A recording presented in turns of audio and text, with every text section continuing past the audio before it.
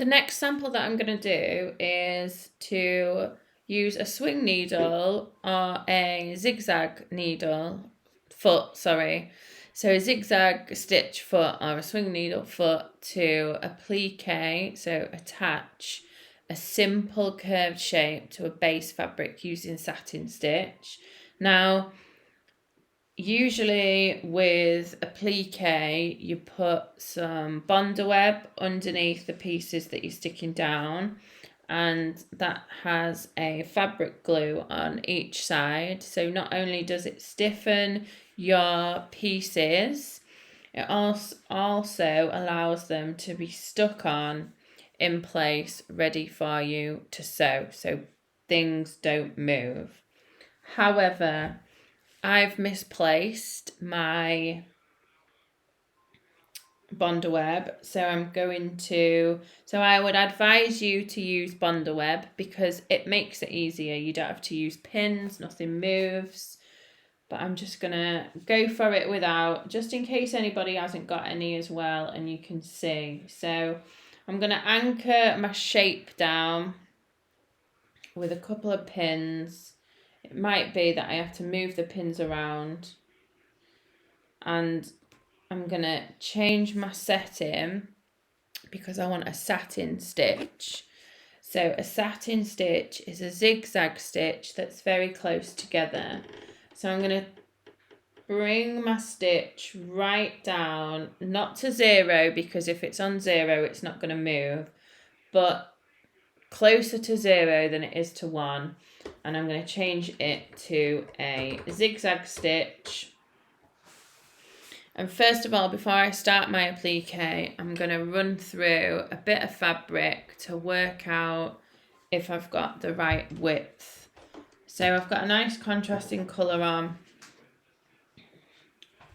and so I'm gonna run. It wasn't very happy with that. So no, you're not gonna run that.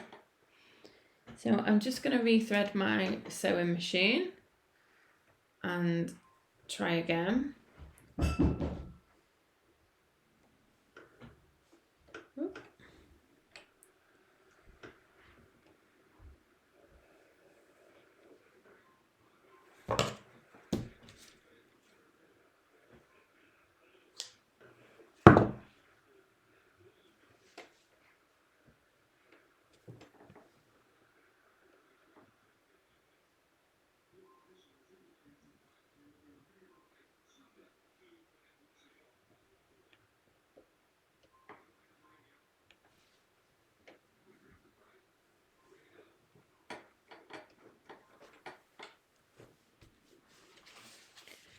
So first of all, I'm going to try running a bit of fabric through to see if I've got the right width.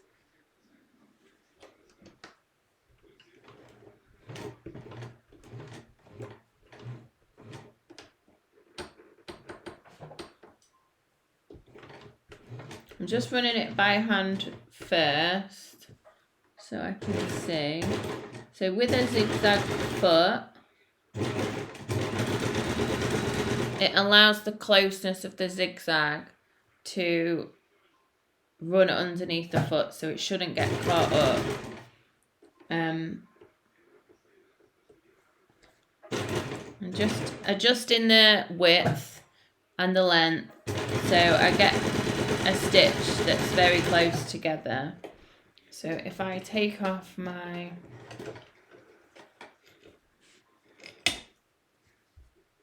you can see there, so I started off where my thumb is and then worked my way across. So this might be just a little bit wide. So I'm just going to drop the width down and just have one more go to see if I'm happy with it. So just take it up a little bit more.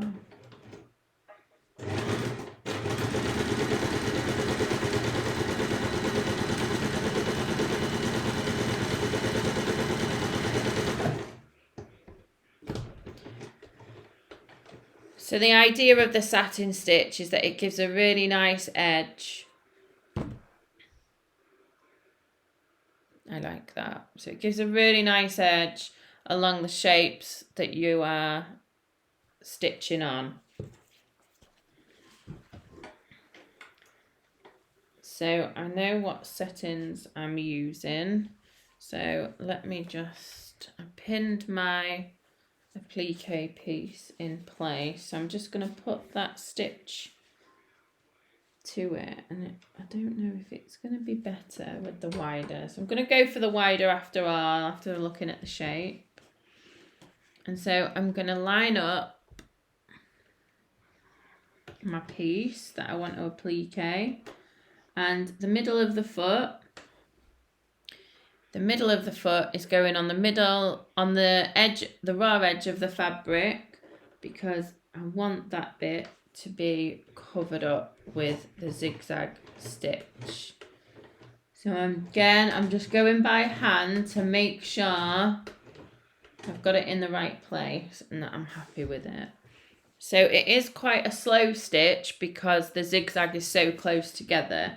So I'm just going to take my time and I'm going to work around the shape, and hopefully it'll be nice and neat.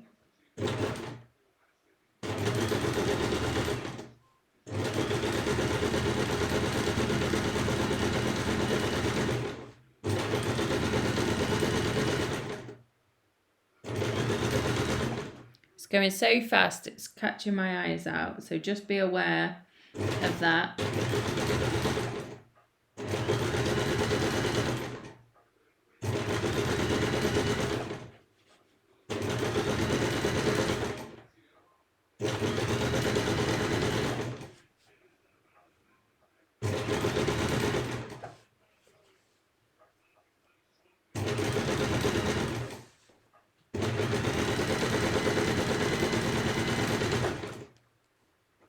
I'm just going to take that pin out.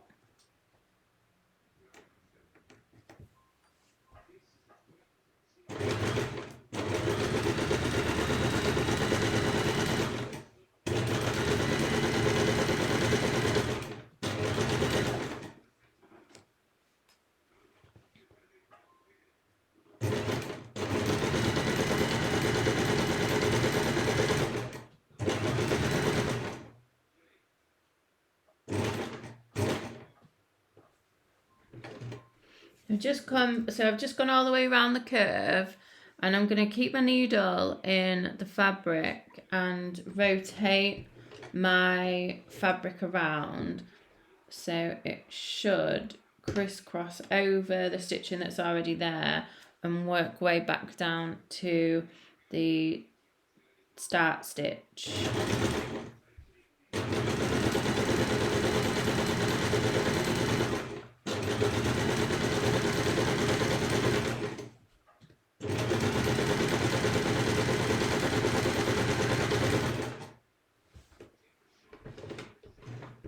And then I'm back to the beginning.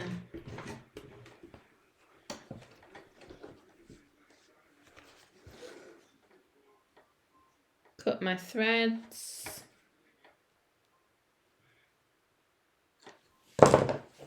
And I've got a nice appliqued piece there. So I was going to add on some other pieces. So the information from the unit says that you need to use the zigzag foot to applique a simple curved shape to a base fabric. So make sure you've got a curve on the shape that you are appliquing, and you don't have to do lots of different pieces on there. If you're enjoying it, go for it. So long as you've got a simple curve shape on there, so it can be a half semicircle. If you're worried about going around a smaller curve, you can make it a deeper curve, such as this orange one that I've got.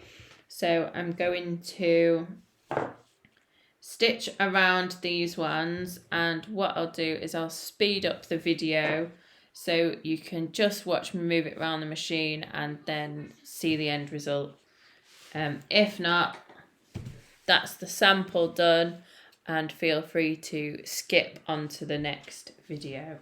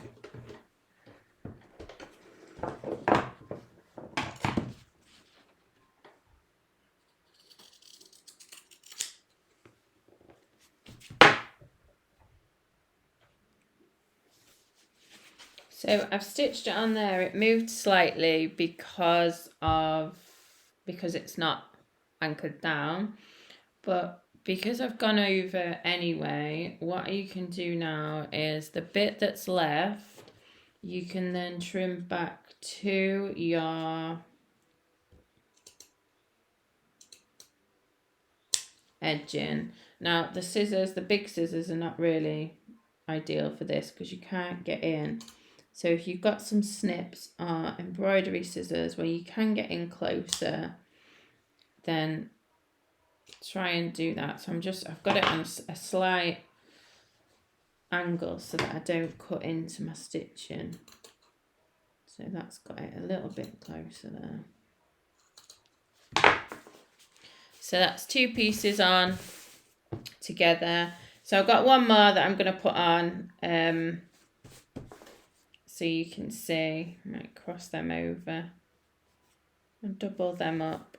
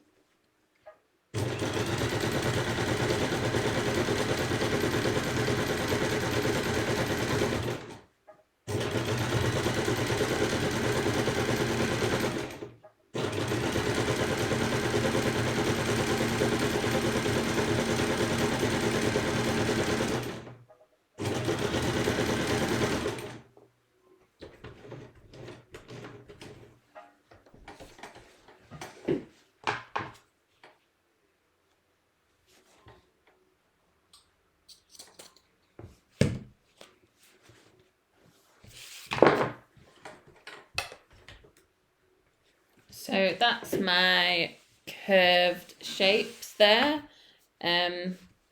Like I say, it would be better if you had Bondaweb because it'll be easier to sew. These 2 moved slightly more than this one, but I'm really happy with that result. I really like that.